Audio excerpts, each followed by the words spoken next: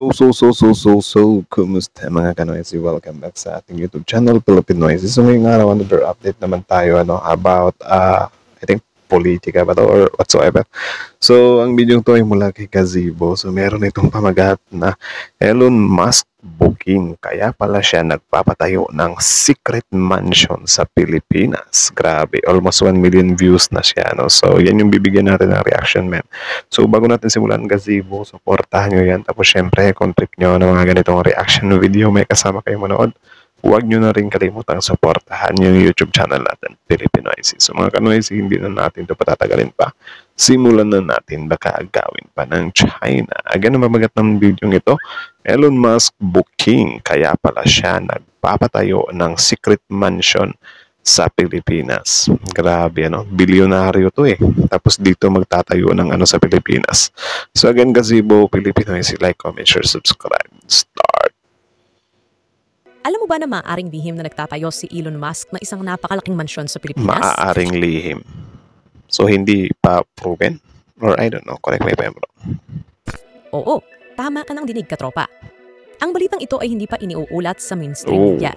Lihim at nakakubli sa mata ng nakararami. Bakit? Kung isa-search mo sa internet, makikita mo lamang ang mga report tungkol sa pagbebenta ni Musk na kanyang huling natitirang bahay sa San Francisco.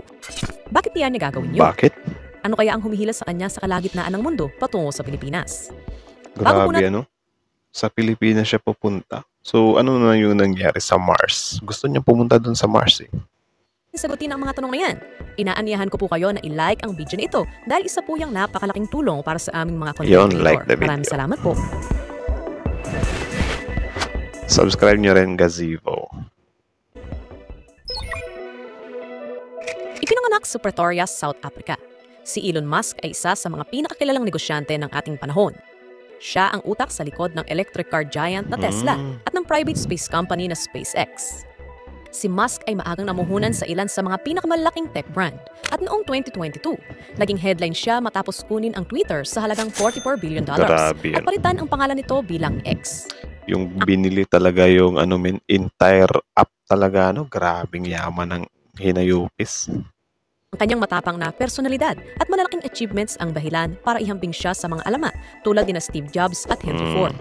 Noong 2021, ang kayamanan ni Musk ay lalo pang bumulusok pa itaas. Nilampasan si Jeff Bezos at inangkin ang titulo bilang pinakamayamang tao sa mundo. Grabe. Isang posisyon na hawak Nalagpasan niya talaga. So, si Bill Gates nalampasan niya rin. Or I think matagal nang nalampasan si Bill Gates sa yaman. Check nga natin. Bill Gates. Is Bill Gates. Tuloy. niya as of January 1, 2025. Si Musk ay nagsimula rin sa mababa.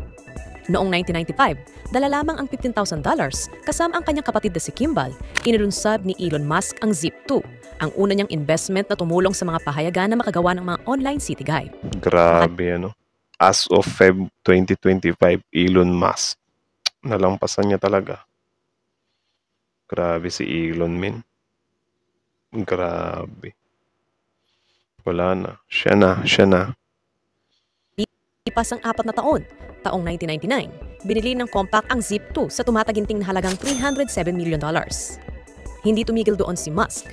Gamit ang pera na kinita mula sa pagbebenta, inilunsad niya ang X.com, isa sa mga pinakaunang online banking platform. Kalaunan, ang X.com ay nag-merge sa Confinity na humantong sa paglikha ng global payments giant na kilala natin ngayon bilang PayPal.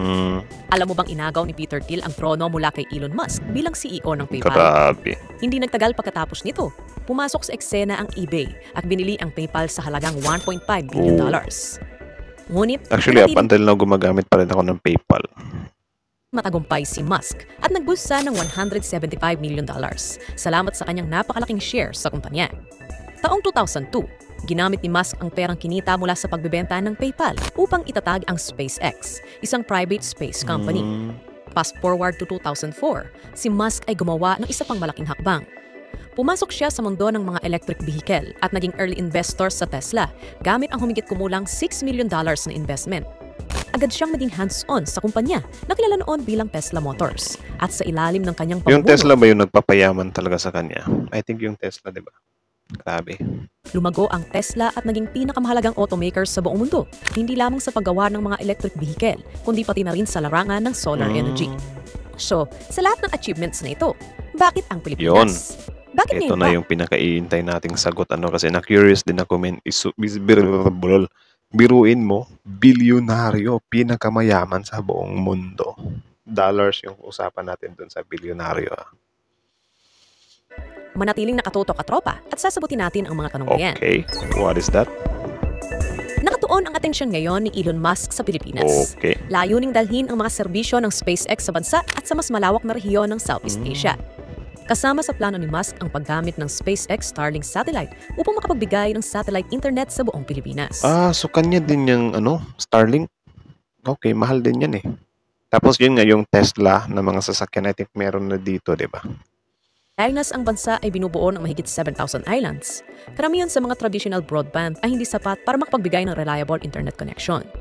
Bukod pa rito, ang bansa ay naararanas ng humigit kumulang 20 bagyo bawat taon Grabe. na kadalasang sumisira sa mga infrastruktura, dahilan para mawalan ng koneksyon ang mga isla sa outside world. Dito pumapasok ang Starlink, gamit ang isang konstelasyon ng mga satellite upang tiyakin ang access sa internet kahit sa panahon ng kalamidad. Ngunit, ano nga ba ang tunay na dahilan sa likod ng interes ni Elon Musk sa Pilipinas? Grabe yung signal niya doon na inaano sa satellite. Sabi ng iba, higit pa ito sa pagsasara ng digital divide. Maaaring tinitingnan din ni Musk ang Pilipinas dahil sa murang labor nito. Alam mo ba na ang average salary ng mga Pilipino ay nasa $500 lamang kada buwan? O higit kumulang 30,000 pesos. Dahil dito, marami ang nangangamba na maaaring samantalahin ni Musk ang mababang labor cost nito upang palaguin ang kanyang kita at maging mas mayaman pa sa pamagitan ng mga manggagawang Pilipino. At sa political system ng Pilipinas na kahawig ng sa US, kung saan ang mga politiko ay madalas na naiimpluwensyahan ng mga makapangyarihang oligarko. Yun lang. Ang tanong ng marami, maaari bang hikayatin ni Musk ang mga mambabatas na unahin ang kanyang mga interes kahit na hindi ito lubos na kapakipakinabang para sa bansa? May mga I think if money is right, di ba? Alam naman natin yung Pilipinas natin kasi kahit mga illegalista pinapapasok as long as may pera eh.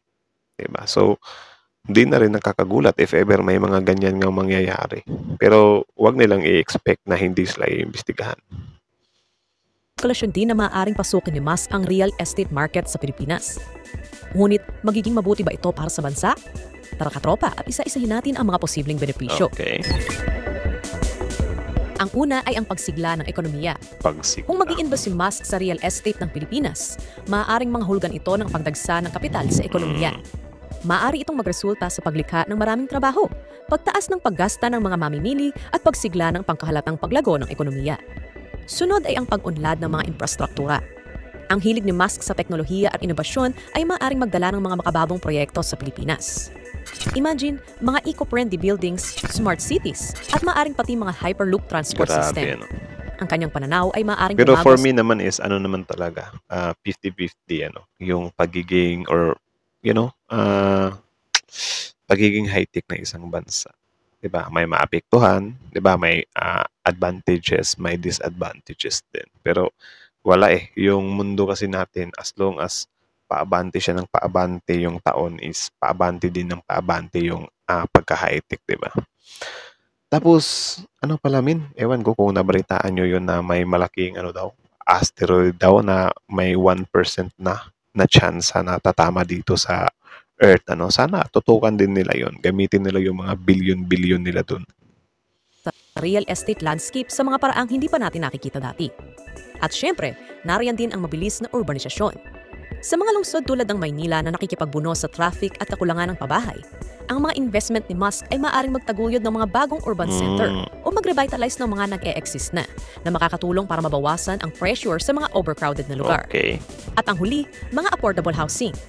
Ang Tesla ay nagsisiyasat ng mga abot-kayang housing solution gamit ang mga makabagong materyales at pamamaraan ng konstruksyon.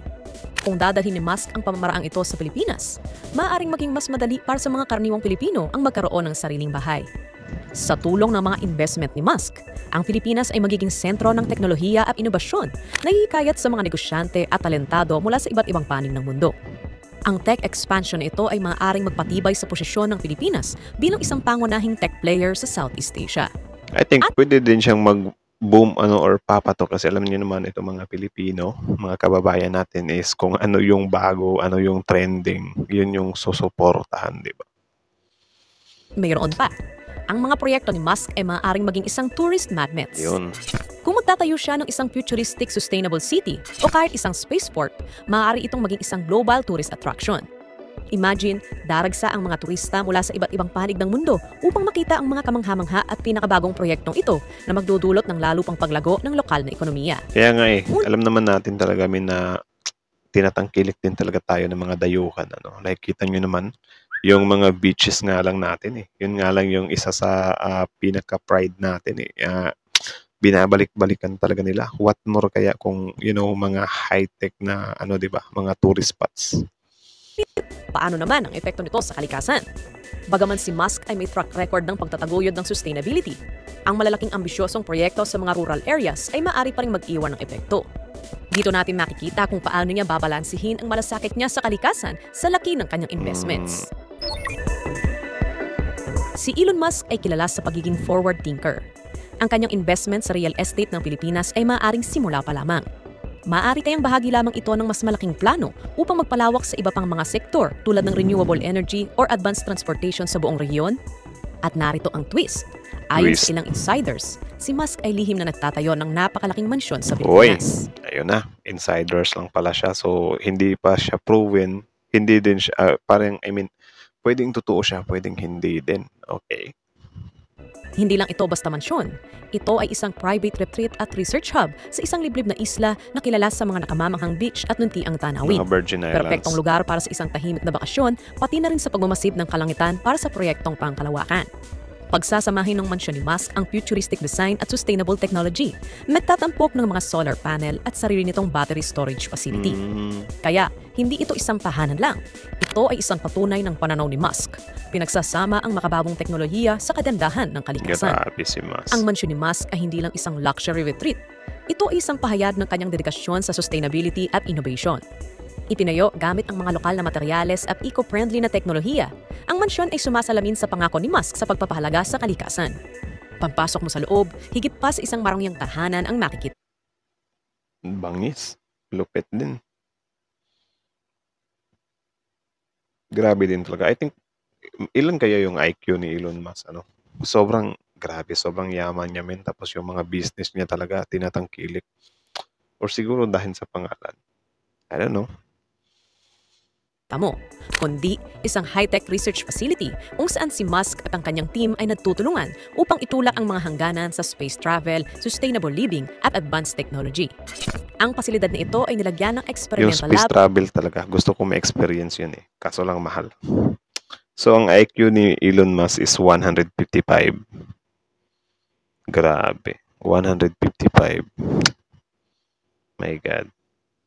Someone in the top 2% of the population. Sana At maging Space Mission Simulation Center. Ngunit, ang pananaw ni Musk ay hindi nagtatapos sa mansyong ito. Siya ay nag-i-invest din sa lokal na komunidad, pinapabuti ang mga infrastruktura, lumilikha ng mga trabaho at nagpopondo ng mga programang pang-edukasyon sa science and technology. Ang kanyang layunin?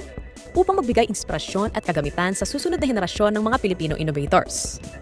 Upang protektahan Sana. Pero, yun nga, sobrang sad din na parang galing pa mismo sa banyaga, di ba, or dayuhan yung suporta na para sana sa ating, mga kapwa Pilipino natin. Ano lang naman talaga marami naman talagang mga matatalino, mga scientists, or mga malikhaing Pilipino. It's just hindi lang talaga pinupuntahan na maayos ng gobyerno. I don't know if hindi ba nila afford or wala lang. Ayaw lang talaga nilang pagtuunan ng pansin. privacy at seguridad. Ang buong proyekto ay pinananatiling lihim. Tahimik lamang ang konstruksyon at minimal lamang ang coverage ng media. Kaunting mga insider lamang ang nakakaalam ng buong kwento. Kaya mapalad tayo dahil kahit papano ay may nalaman tayo tungkol dito. Si So, Musk mapalad tayo pala. ay nakatuon na sa hinaharap. Tinitingnan ang Pilipinas bilang isang mahalagang lokasyon para sa isang network ng mga research centers at maaaring isang starting point para sa mga space missions sa buong Asia Pacific. Ang mansyon at ang pasilidad nito ay hindi lamang tungkol sa karangyaan. Ito ay isang stepping stone patungo sa pagsulong ng teknolohiya at paggalugad para sa isang bagong panahon. Okay. Ngayon, oras na para marinig ang boses mo, katropa. Ikaw, naniniwala ka ba na malaki ang maitutulong ni Elon Musk sa ekonomiya ng Pilipinas? I-comment Pwede. Pwedeng oo, pwedeng hindi. Nakadepende. 'Di ba? Kasi mamaya. lang ang iyong opinion sa comment section below. So, yun lang naman mga kanoises. So, kayo, ano masasabi nyo dito? Comment down below. Tapos yun, pag-usapan natin yan sa comment section. So, that's it. Again, ang video yun ay mula kay Gazebo. So, supportahan nyo yan. Original video link in the description box below. Tapos, syempre, bago nyo iwan yung YouTube channel natin, Filipino IC, don't forget to like, comment, share, subscribe. So, sa tanong dito ni Gazebo na, naniniwala ka ba na malaki ang maitutulong ni Elon Musk sa ekonomiya ng Pilipinas? Depende. Subjective siya kasi kung ang hangarin is maganda at papabor talaga sa Pilipinas is oo, syempre, 'di ba? Kasi tayo nga nang-aangkat na tayo ng mga 'di ba, mga investor from other countries para mas kumita tayo kahit papaano. Pero kung mapunta 'to sa mga politikong mga mga pansariling interest lang din yung gusto is wala. Wala din, sila lang din yung yayaman, 'di ba? Hindi mararamdaman ng kapilipinuhan. Though, kung magiging successful siya, pwede siyang magbigay ng trabaho sa mga kababayan natin, di ba?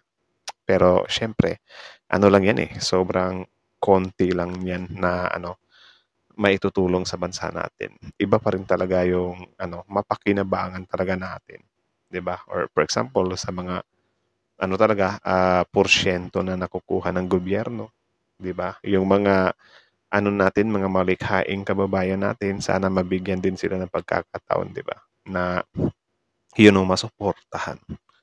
Pero so far naman, naman din talaga yung mga proyekto ni Elon Musk, na hindi din natin alam kung paano niya naisip yung mga yun, di ba?